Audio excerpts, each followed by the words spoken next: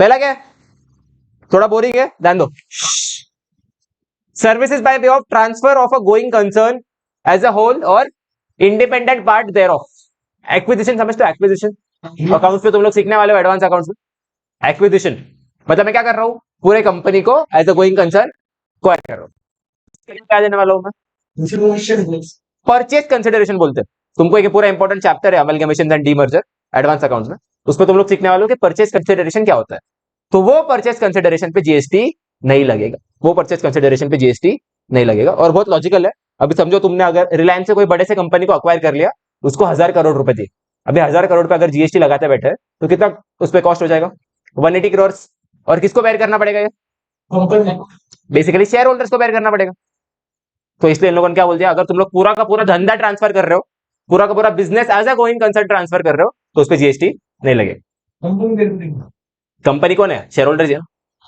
Company का profit कम होगा मतलब शेयर होल्डर को नुकसान, ठीक है। अगर तुमने सिर्फ एक एसेट ट्रांसफर किया तो क्या उस पर जीएसटी लगेगा।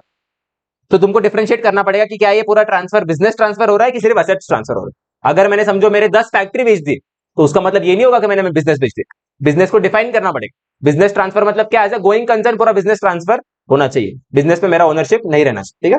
नीचे क्या लिखा देखते एक बार, transfer of going concern means transfer of a running business which is capable of being carried on by the purchaser as an independent business but shall not cover mere or predominant transfer of an activity comprising a service। Basically समझो अगर रिलायंस से समझो टाटा को acquire कर दिया, ठीक है, टाटा के पूरे बिजनेस को एक्वायर करना पड़ेगा, ना कि सिर्फ उनके एक मैन्युफैक्चरिंग प्लांट को एक्वायर कर दिया, या फिर ना कि सिर्फ उनके एक ऑफिस को एक्वायर कर दिया, या फिर ना कि उनके एक खाली ब्रांच को एक्वायर कर दिया। क्या एक्वायर करना पड़ेगा, पूरे के पूरे बिजनेस को एक्वायर करना पड़ेगा। ग्रुप ने एक कंपनी की बात कर रहा हूँ, ग्रुप की बात नहीं, समझो टाटा मोटर्स की बात कर रहा हूँ, तो सिर्फ एक फैक्ट्री एक्वायर करना is not transfer of business, पूरा का पूरा सारे फैक्ट्री सारे उसका मैनेजमेंट पूरा बिजनेस ट्रांसफर हो जाना चाहिए। क्लियर है। Transfer of a business for a lump sum consideration commonly referred as a slump sale is covered under this activity. ये भी तुम लोग स्लम्प सेल तुमने सीखा होगा, डीटी में सीखा होगा। Yes, such sale of business as a whole will comprise comprehensive sale of immovable property, goods and transfer of unexecuted orders, employees, goodwill etc। मतलब ना ही एसेट नहीं, सारी की सारी चीजें ट्रांसफर होगी, गुडविल ट्रांसफर होगा, एम्प्लॉइज ट्रांसफर हो गए, असेट्स ट्रांसफर हो गए, इमूवेबल प्रॉपर्टी ट्रांसफर होगी, उसके साथ साथ स्टॉक भी ट्रांसफर होगा, सब कुछ ट्रांसफर होना चाहिए। Since the transfer in title is not merely a transfer in a title of either the immovable property or goods or even both, it may amount to service and has thus been exempted। ठीक है, last इतना important नहीं है, बस इतना याद रखो कि अगर पूरा बिजनेस ट्रांसफर होता है तो तुमको उसको एग्जाम मानना पड़ेगा, उसके परचेस कंसिडरेशन पे जीएसटी नहीं लगेगी। क्लियर है, कुछ डाउट, नॉट इंपॉर्टेंट, ठीक है, this is not at all important. Second entry ये भी इतनी इंपॉर्टेंट नहीं है, पढ़ो। Services provided and by and to, services provided by and services provided to Federation International de Football Association, FIFA. FIFA सुना है, हाँ। तो अगर तुमने फीफा को सर्विस दी या फिर फीफा ने तुमको सर्विस दी, बट किसके रिलेशन में, in relation to FIFA under 17 women's world Cup 2022 to be hosted in India. Clear है, ये हो गया, ये कैंसिल हो गया था 2022 में, कोविड था, कैंसिल हो गया था। ओके, ये इंपोर्टेंट है। 9B, supply of service associated with transit cargo to Nepal and Bhutan. ये नेपाल और भूटान दोनों इधर है। इस एंट्री का मतलब किसको समझाएगा, ब्रैकेट में लिखा है लैंड लॉक कंट्रीज।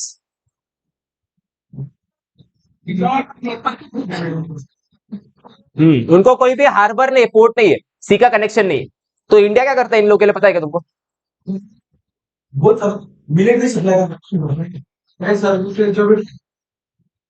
हाँ।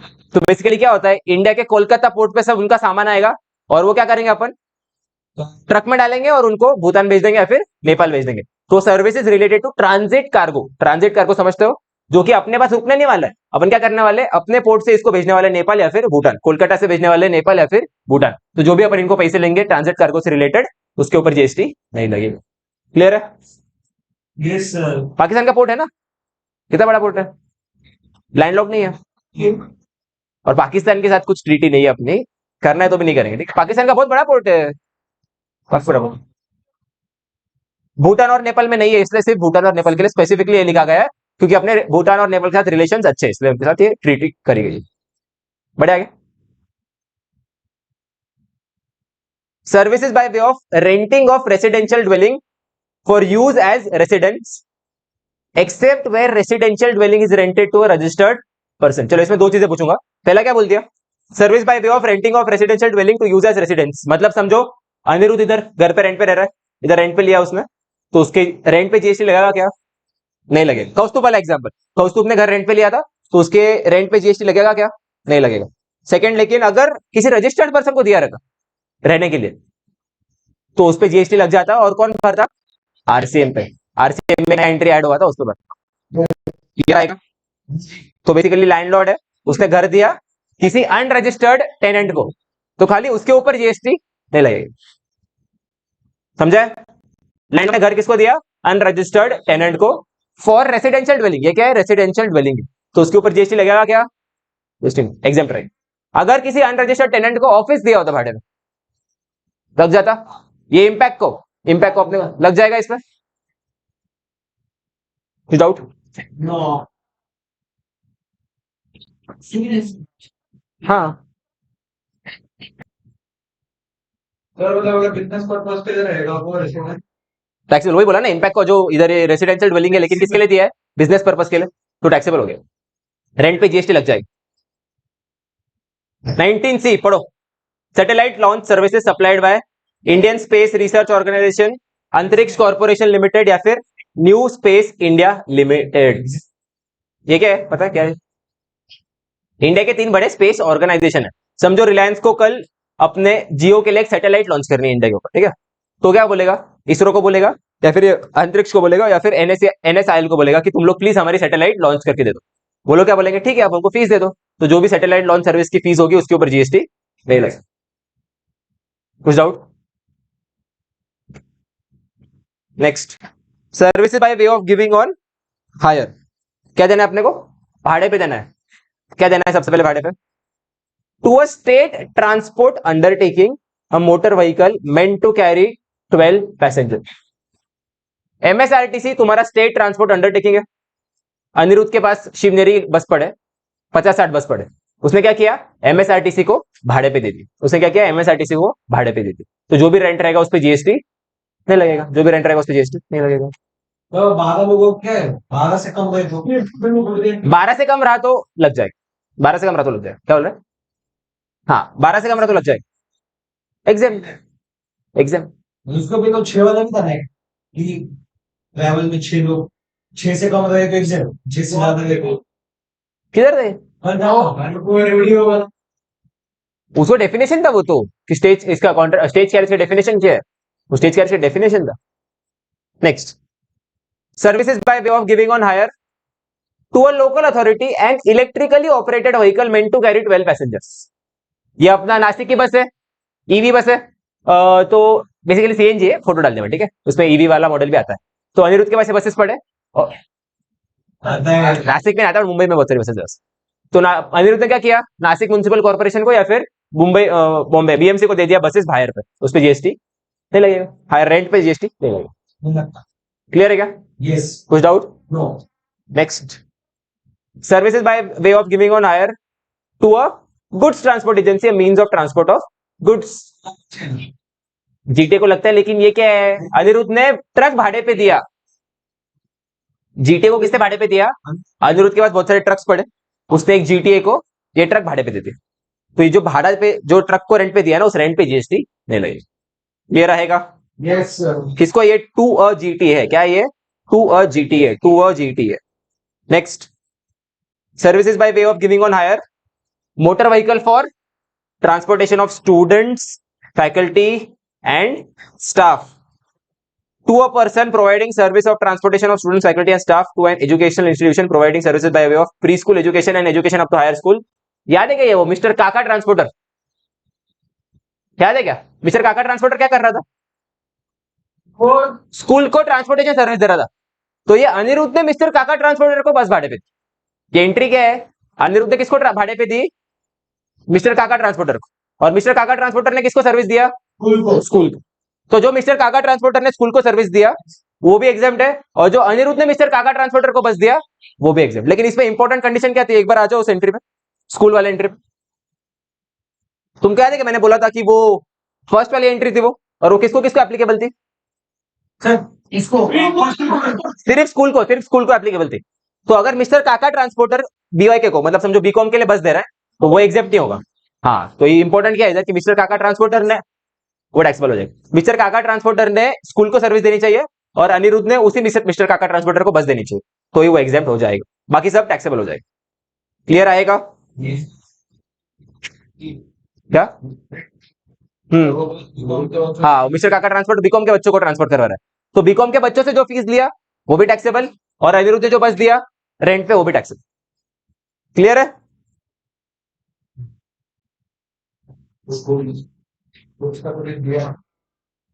झाला आहे का? काय डाउट? पक्का? एक मिनट, अभी आ जाओ इसमें एक बार, तुम्हारी शीट पे आ जाओ।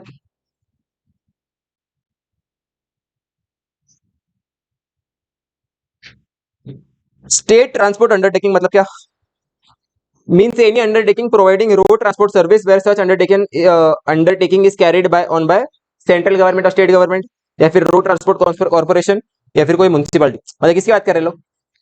ये एमएसआरटीसी इसमें कवर हो जाएगा ना? क्या? वो लाल डब्बे भी आते हैं ना। हाँ, वो सब एमएसआरटीसी के अंडर ही आते हैं, उसकी बात कर। और ये क्या है? ईओवी। ईओवी मतलब क्या? Electrically operated vehicle in the first schedule to the Customs Tariff Act, which is run solely on electrical energy derived from external source or one or more electrical batteries fitted। ठीक है, नॉट इंपॉर्टेंट, बस समझ लो कि ईओवी मतलब क्या? EV, electric vehicle. Sir झाला है 23। पढ़ो अनिरुद्ध पढ़।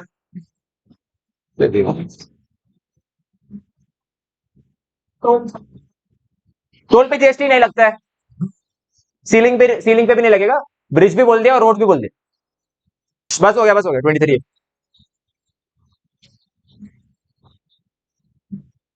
एक क्या होता है, डेली तुम लोग जाते जाते टोल भर सकते हो, या फिर एक कैसा होता है जो रेगुलरली जाने वाले लोग रहते हैं ना, उनको पास टाइप देते हैं, तो उनको क्या बोलते हैं कि तुम लोग महीने का एक साथ पैसा दे दो, तुम लोग इसमें डायरेक्ट ऐसा जा सकते हो। 25 इज वेरी इंपॉर्टेंट, ध्यान दो। Transmission distribution of electricity bye N electricity transmission distribution utility, मतलब इलेक्ट्रिसिटी बिल पे जीएसटी नहीं लगे। दिख रहा है इधर, ये बिल आया उस पर जीएसटी लगा गया। क्लियर है? इलेक्ट्रिसिटी चार्जेस पे जीएसटी नहीं लगा, लेकिन सिर्फ इन सब चीजों पे लग जाता है। एप्लीकेशन कर रहे हो तुम लोग नए मीटर के लिए, उस पे लग जाएगा। फिर अगर तुम लोग मीटर इक्विपमेंट के अगेंस्ट रेंटल चार्जेस होते हैं, उस पे लग जाएगा, मतलब जो अपन ने मीटर लिया ना उसका रेंट भरना पड़ता है, उस पे लग जाएगा। टेस्टिंग फी रहता है जो मीटर्स वगैरह का ट्रांसफार्मर का, उस पे लग जाएगा। लेबर चार्जेस फॉर वो फिट करने के लिए, उस पे लग जाएगा। और लास्ट डुप्लीकेट बिल अगर मंगा रहे हो, इस पे लग जाएगा। और ये एग्जॉस्टिव लिस्ट नहीं है, ऊपर के लिखा सच एस, ये सब चार्जेस पे लग जाएगा। जवाब ही नहीं देना मैंने, इसमें फोटो क्यों नहीं आया? चलो ठीक है, 40 पर पढ़ो। Services provided by an incubator up to a total turnover of 50 lakhs in a financial year subject to the following conditions. The total turnover has not exceeded 50 lakhs during the preceding financial year and period of 3 years has not elapsed from the date of entering into an agreement as an incubator। क्या होता है?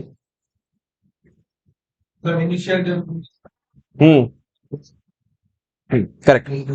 आ जाओ, उस पे sheet पे लिखा देखो, वो शीट पे नोट है, देखो नोट पढ़ो, नोट पढ़। नहीं वो अलग हो गया भाई, वो हाँ उससे बना बराबर। पढ़ दो नोट्स, पढ़ नोट्स पे देख, नोट पढ़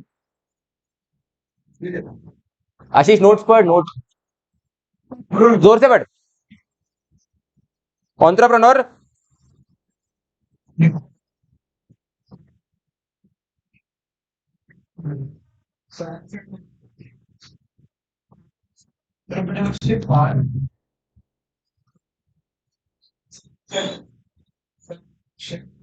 development board of the Department of Science and Technology, Government of India, and who has entered into an agreement with TBI and COSPI to enable himself to develop and produce high-tech and innovative products. इसका मतलब क्या है? समझो इधर कोई बंदा है, समझो आईआईटी बॉम्बे से वो ग्रेजुएट हो और बहुत स्मार्ट है, ठीक है, उसके पास बहुत इन्वेंटिव मतलब कुछ ना कुछ इन्वेंट कर सकता है वो, लेकिन उसके पास नहीं थे पैसे नहीं, तो गवर्नमेंट ने क्या किया, इन लोगों को प्रमोट करने के लिए ना एक इंक्यूबेटर का एक दर्जा दिया है, किसको? टीबीआई को और स्टेप को, एसटीईपी को। ये लोग क्या करते हैं, इन लोगों को बुलाते हैं इन लोगों को बोलते हैं कि तुम हमारे लिए इधर काम करो और हम लोग क्या करेंगे, तुमको इसमें फीस दे देंगे, तुम्हारी सर्विस चार्ज दे देंगे तुमको, और तुम लोग इधर रह के काम कर सकते हो, ठीक है। तो जो भी इनको फीस मिलेगी उस पर जीएसटी नहीं लगेगी। क्लियर है। बस इसमें इंपॉर्टेंट कंडीशन क्या है कि जो भी वो सर्विस दे रहा है, जो भी वो बिजनेस कर रहा है उधर जाके, उसका टर्नओवर कितना होना चाहिए, 50 लाख से कम, और कितने साल तक अवेलेबल है, 3 साल तक, 3 साल तक अवेलेबल है, और 50 लाख तक का टर्नओवर तक करना चाहिए। नहीं नहीं, ये वाले मेन इंक्यूबेटर्स, मतलब कौन सा, टेक्नोलॉजी बिजनेस इंक्यूबेटर या फिर एसटीईपी, ये गवर्नमेंट ऑफ इंडिया के साथ रिकॉग्नाइज्ड है। क्या होता है, प्राइवेट कंपनीज भी इंक्यूबेटरशिप करता है, क्या है, और एसटीईपी और टीबीआई एसटीपी ना गवर्नमेंट से अफिलिएटेड होते हैं, तो खाली ये लोग जो फीस देंगे उसको जीएसटी नहीं लगेगा। ये लोग फीस किसको देंगे, वो इंक्यूबेटी को। इंक्यूबेटी मतलब वो बंदा जो ये सब टेक्नोलॉजी जो इन्वेंट कर रहा है, और इंक्यूबेटर मतलब जो उसको सर्विस, जो उसको सहायता दे रहा है, ठीक है, उसको सपोर्ट कर रहा है। 48, सर इसमें हाँ ये 2 पे रह गया, 48 पर आशीष। Taxable services,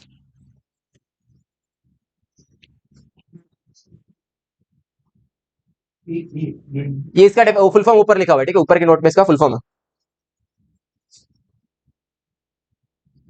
research council under Department of Biotechnology Government okay, of India. मतलब ये टीबीआई एसटीपी अगर किसी और को सर्विस दे रहे हैं या फिर उनको कुछ सर्विस मिल रही है तो वो भी क्या हो जाएगा, एग्जाम। मतलब बेसिकली इंक्यूबेटी और इंक्यूबेटर दोनों के सर्विस क्या हो जाएंगे, एग्जाम। ये कोविड का वैक्सीन जो बनाया था वो बायो इंक्यूबेटर ने बनाया था, ऐसा बेसिकली मेडिसिन वगैरह के ऊपर रिसर्च करते। इंक्यूबेटर वो एक जगह होती है, उसके अंदर जो लोग काम करते हैं वो लोग रिसर्च करते हैं। इंक्यूबेटर मतलब क्या, एक प्रॉपर एक उन्होंने रिसर्च लैब बनाया, उसको मैं क्या बोल दूंगा, इंक्यूबेटर। तो इधर क्या है देख, taxable services provided by bio incubators recognised by biotechnology industry research assistance council. तो वो ये लोग यूजुअली सर्विसेज को देते हैं गवर्नमेंट को, तो इनको जो भी पैसा मिलता है वो क्या हो जाएगा, एग्जाम, इनके पैसे एग्जाम। बढ़ा गया, ये तो इंपॉर्टेंट नहीं है, आगे बढ़। 49 Yes. पढ़ो। Services by way of collecting और providing news by an independent journalist, press trust of India या फिर यूनाइटेड न्यूज ऑफ। क्लियर है, कोई इंडिविजुअल जर्नलिस्ट है जो सर्विसेज, समझो स्पाइडरमैन क्या करता था, फोटो लेता था और वो किसको बेचता था, वो डेली ब्यूगल को, तो उसको जो भी पैसे मिलते थे उसमें GST. Next, services of public libraries by way of lending of books, publications और any other knowledge enhancing content और मटेरियल। पब्लिक लाइब्रेरी में जाके तुम लोग कुछ भी भाड़े पे लेते हो कुछ चीज, उस पर जीएसटी नहीं लगेगा। क्लियर आएगा। नेक्स्ट, हाँ sorry, services by an organiser to any person in respect of a business exhibition held outside India. Important क्या है पे, आउटसाइड इंडिया, इसका मतलब क्या है, समझो तेरा बिजनेस है, चैतन्य क्या करता है, तेरे को बिजनेस एग्जीबिशन दुबई में लॉन्च करके देता है, दुबई में लॉन्च करके देता है देखो, उसके लिए 1 करोड़ रुपए लेगा तुझसे, 1 करोड़ रुपए लिए तुझसे, और क्या बोला कि सर आशीष तू चिंता मत कर, तेरा मैं एग्जीबिशन दुबई में डाल के दूं, तो वो जो 1 करोड़ पे उसको जीएसटी नहीं लगेगा, नहीं लगेगा, आउटसाइड इंडिया ना। Next 57, services by way of pre conditioning, pre cooling, ripening, waxing, retail packing, labeling of fruits and vegetables which do not, ये एक्चुअली एग्रीकल्चर मैनेजर है, ठीक है, which do not alter change और alter the essential characteristics of the said fruits और vegetables. ये अपने already किया है उधर, है ना, एग्रीकल्चर। रिटेल पैकिंग करके देना, पैक करके बेचना इज अलग, रिटेल पैकिंग करके देना इज, वो बोला ना मैं सार्थक मेरे लिए पैकिंग करके दे रहा है, मैंने कुछ तो भी फ्रूट्स बनाए और सार्थक ने इसको पैक करके दिया, पैकिंग तो सिर्फ उधर पैकिंग लिखा हुआ है, रिटेल पैकिंग भी उसमें आ जाएगा। Next, services provided by the national centre for cold chain development under the ministry of agriculture cooperation and farmers welfare by the way of cold chain knowledge dissemination. मतलब हाँ, ware house बनाने की बात नहीं कर रहे लोग, क्या बोल रहे हैं, समझो मैंने कल किसी बंदे को बुलाया इधर, उसने अपने को क्या बोला, तुम सब लोग चिंता मत करो, मैं तुमको कोल्ड स्टोरेज के ऊपर नॉलेज देता हूँ, तुमको एक कोल्ड स्टोरेज के ऊपर लेक्चर लेके देता हूँ, कोल्ड स्टोरेज के ऊपर तुम्हारा सेमिनार लेता हूँ, तो वो जो भी सेमिनार की फीस रहेगी उस पर जीएसटी। क्लियर है, ओके। ये तुमने पढ़ा होगा इसमें डीटी में, किसमें, तो उसमें क्या है, उसका जो देंगे वो अलग नहीं होगा। 35 एडी की बात करो। हाँ। नेक्स्ट, सर्विसेज कैपिटल एक्सपेंस पे 100% deduction. Services by foreign diplomatic mission located in India, समझते हो ये कौन सी एम्बेसी है? Embassy of United states of America, USA की एम्बेसी है। ये जो भी सर्विस प्रोवाइड कर रही है, फॉर एग्जांपल ये तुमको यूएसए का वीजा प्रोवाइड करके दे रही, दिया गई उनके पास, यूएसए के वीजा के लिए अप्लाई किया तो फीस तो भरनी पड़ेगी, उस पर जीएसटी, जीएसटी क्लियर आएगा, वीजा पे जीएसटी नहीं लगेगा। Next, services by way of providing information under the RTI act. तुम लोग आरटीआई से पेपर वगैरह मंगाते हो, उसका जो भी पैसा लगता है उस पर जीएसटी नहीं लगेगा। नेक्स्ट, सर्विसेज प्रोवाइडेड, क्या ये to a recognised sports body by, क्या बोल दिया, to a recognised sports body by an individual as a player, referee, umpire, coach और team manager for participation in a sporting event organised by recognised sports body. ये नीरज चोपड़ा ने क्या किया, gold लाया, वो अलग बात है, बट वो किसके, वो एक रिकॉग्नाइज्ड स्पोर्ट्स बॉडी को सर्विस दे रहा है जैवलिन थ्रो करके, तो उसको जो भी पैसे मिल रहे हैं उस पर जीएसटी नहीं लगेगा। टैक्स लगता है, तो इन पे फीस पे जीएसटी नहीं लगेगा। और सेकंड क्या बोल दिया, अनदर रिकॉग्नाइज्ड स्पोर्ट्स बॉडी, मतलब क्या, किसी स्पोर्ट्स बॉडी ने दूसरे स्पोर्ट्स बॉडी को सर्विस, एग्जांपल दो ना। एग्जांपल समझो बीसीसीआई ने आईओसी को सर्विस दिया, फिर आईओसी ने बीसीसीआई को दिया, आईओसी ने इसको दिया बीडब्ल्यूएफ को सर्विस दिया, मतलब बैडमिंटन फेडरेशन को पैसा। लेकिन इसमें एक कैच क्या है, नहीं नहीं आईपीएल प्राइवेट है, वो तेरे को देखना पड़ेगा रिकॉग्नाइज्ड स्पोर्ट्स इवेंट में आता है क्या, रिकॉग्नाइज्ड स्पोर्ट्स बॉडी आता है तो आएगा। ये क्या बोल दिया, however services by individual such as selectors, commentators, curators, technical experts are taxable. Harsha Bhogle क्या कर रहा है, कमेंट्री कर रहा है, इसके सर्विस पे जीएसटी लग जाएगा, इसके सर्विस चार्ज पे जीएसटी लग जाएगा। हो गया, ओए अरे वो नोटिफिकेशन में आएगा, बाद में भेजता हूँ। Services by way of public convenience such as provision facilities of bathrooms, washrooms, laboratories, urinals और टॉयलेट्स, तो इसके तुम लोग जो 2-5 रुपए भरते हो उस पर जीएसटी नहीं। और ये एक फालतू वापस, services by way of right to admission to the events organised under FIFA under 17 women's world cup 2020। इन लोगों ने क्या बोल दिया था, जो भी इसका प्राइस होगा ना टिकट का उस पर जीएसटी नहीं लगेगा, बट ऐसे भी अभी इररिलेवेंट हो गया।